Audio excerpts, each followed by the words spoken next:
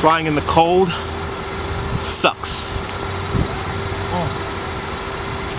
But it's not without its benefits. I'm here at my local park. It's a Friday. So at this time of day, it'd be very likely to see people, kids playing in this park, but it just got above freezing for the day. So there's not a lot of people here, which makes it perfect day for. So the goal for today is to re-maiden the Nemesis.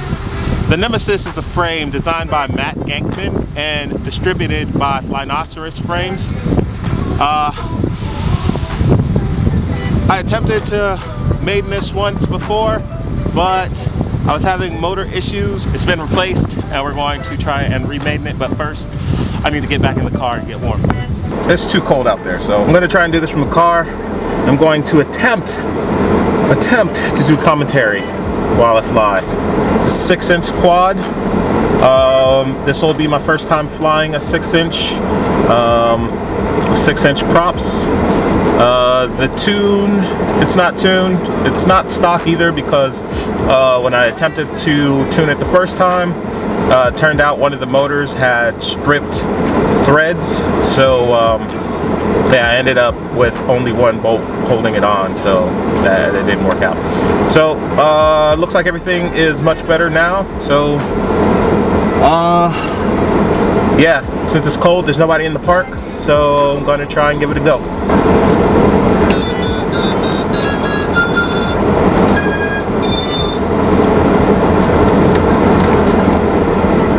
The frame is large.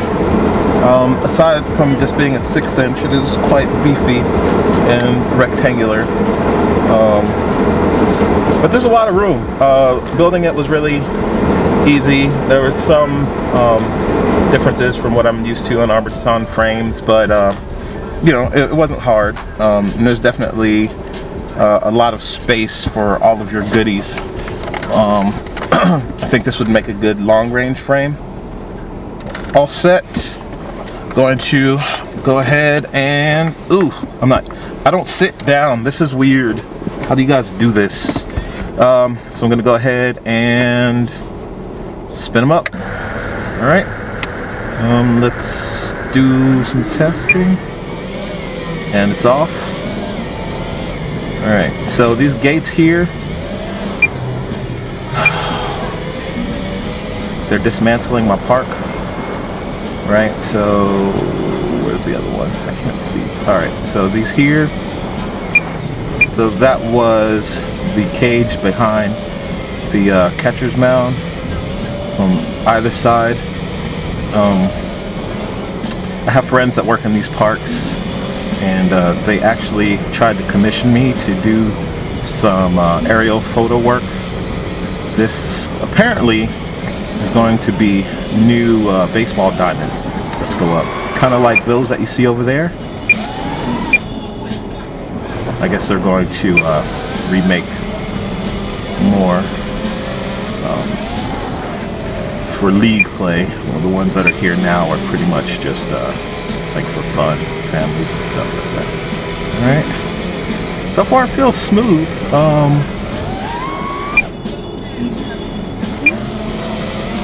Yeah, I'm gonna go ahead and bash it around to the side and just see how it handles. So got some prop wash there, but it's to be expected. Let's try a couple snappy moves.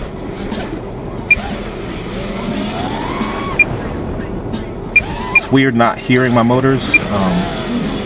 I fly a lot by sound. Feels good though. It moves like you can feel the weight, the momentum of the weight kind of carrying it with the move. So I don't know that it's nimble, but I mean that's to be expected as large as it is. But like I said, that was weird. I could see this being a good long-range frame. I mean, and it is good for freestyle. Feels like so far anyway. Goggles are fogging up again because I have the heat on. And go ahead and bring it in for landing. That's the tripod that I was supposed to be using. Let's see. Cash, we use everything around. That's it. Alright, land it real quick. So far so good. Turn down the heat some. Make it comfortable so I don't fog up these goggles more. Wow, it's getting dark quickly, so I'm gonna try and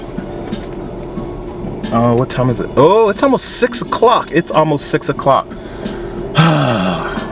Alright, so I'm gonna have to try and discharge stuff quickly. Like I said, I have no idea what my actual voltage is because I screwed up. So let's see how it flies when I get on it. Couple little shakes here and there, but if you ever watch my flying, you probably know, like, I sacrifice smoothness for responsiveness. It is intentional, because I fly, my normal spot that I fly, there's just so much scraggle, and I typically can't see it until it's right upon me, and I just like to be able to react quickly. So therefore, every single movement that I make with my fingers just, I think it's exacerbated. So I'm gonna bring it in, get another pack. It's kind of windy. I feel like I'm getting pushed or something.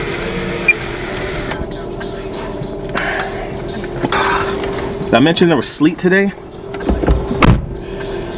Alright, so the things that are really important are your frame's durability. How does it stay intact with a crash? You know, does it break apart easily?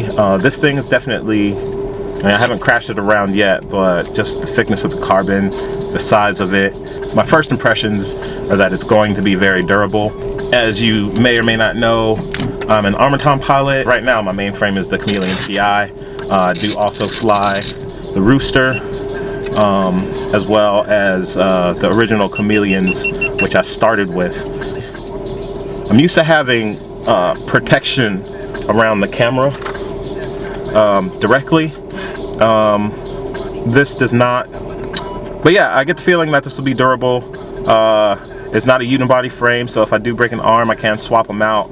I believe it is covered under the Flynoceros warranty. I have no experience with that, so I can't attest to the fact that it's easy or difficult one way or the other, but it should be covered. Like I said, I still have all this room. Like my mounting is, I really didn't have to put much thought into it because I had all the room in the world to mount. If I needed to squeeze more things in there, I could get a little bit more creative to make more room, but I didn't have to go that far. Yeah, I would say that the only thing that as a buyer might be off-putting to some would be the size. But like I said, it's a 6-inch frame. You're going to get size, you're going to get weight. If you're looking for a small, nimble racer or something like that, this isn't going to be the frame for you. But if you are looking for size, if you're looking for something that can carry a large pack, yeah, this is definitely a good frame for that. I can feel the weight some, but it doesn't feel that much different from my 5-inch. I'm going to try and hit up some more packs before I lose all of the daylight, if you want to call it that.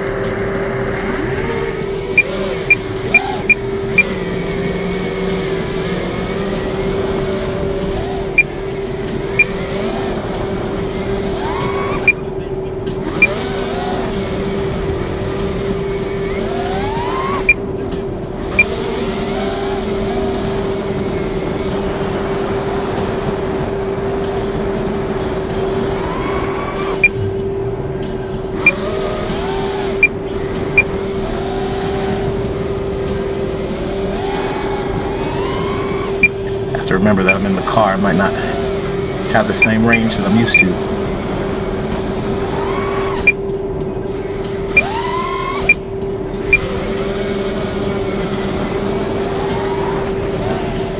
I'm gonna play with these a little bit. Nope. Oh, I don't have the... it feels weird. I can't, like, get the same...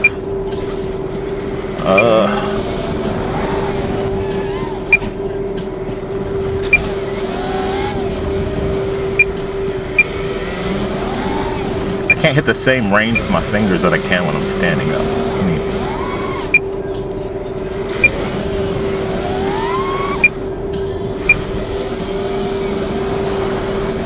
kind of like the...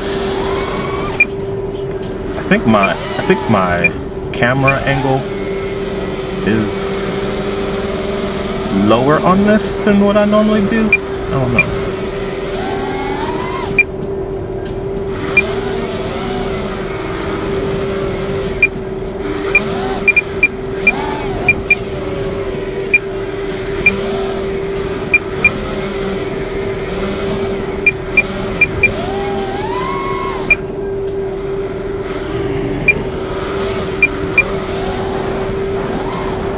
Oh, that was definitely my fingers.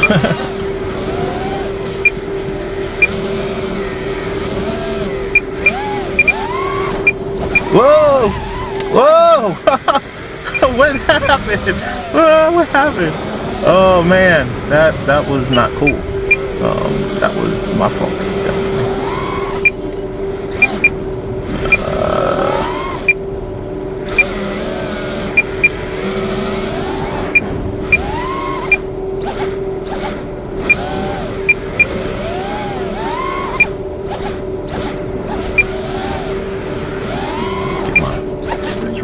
See that bounce back there? Yeah, see. Definitely have to work on the rates.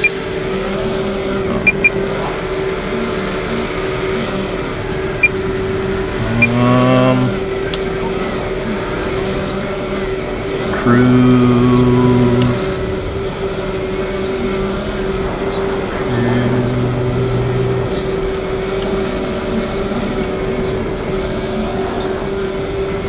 Cruise.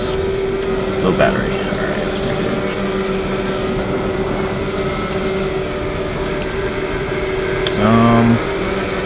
I think it's raining again, or hailing. Yeah, definitely like heavier than I'm used to.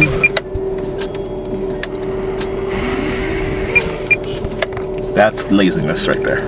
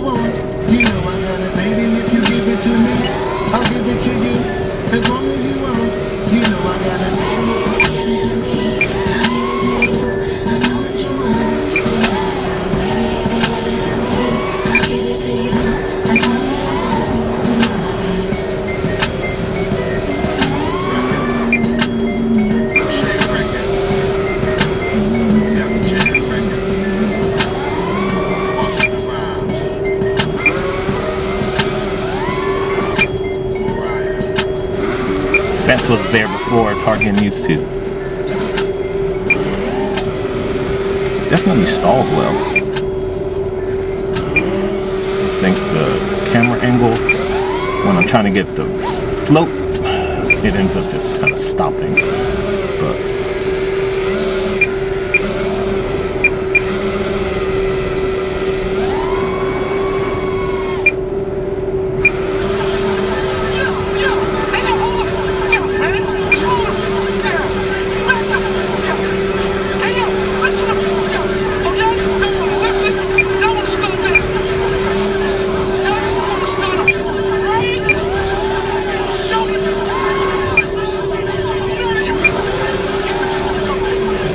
finger slipping.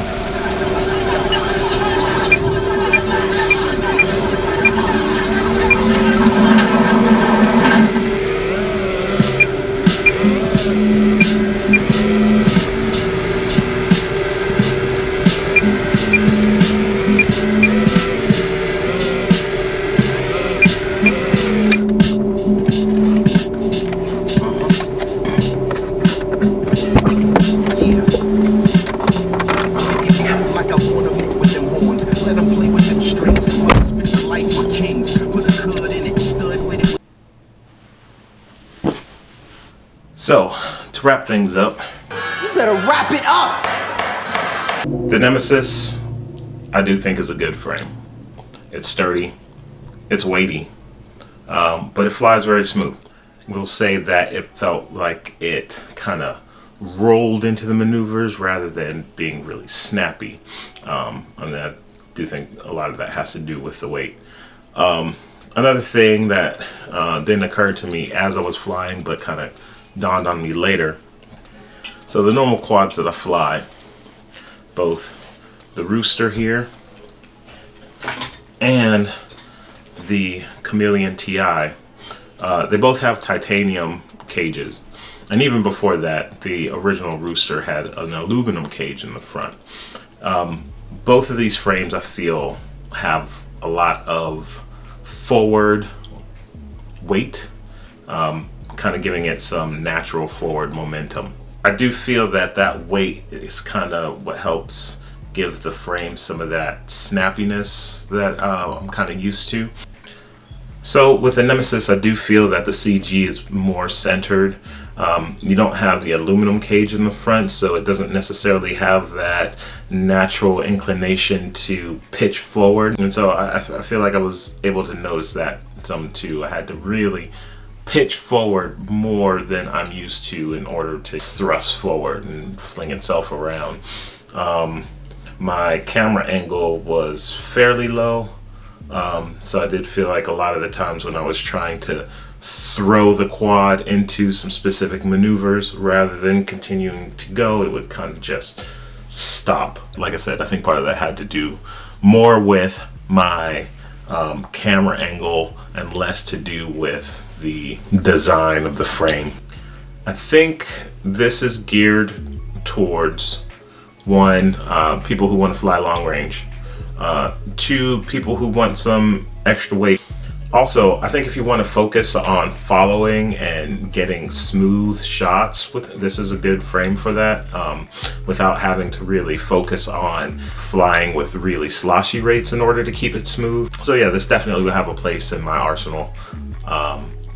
I'll leave a link in the description if you want to find out more.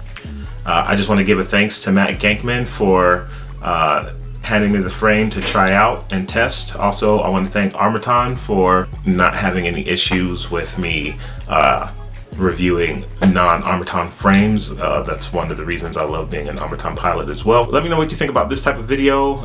If you like more of like the hangout style of video where I'm just taking you along for different tests that I do, rather than the uber edited type of video, let me know. Maybe I'll do more of these types of reviews and tests. This was my first one, so let me know what I could do better.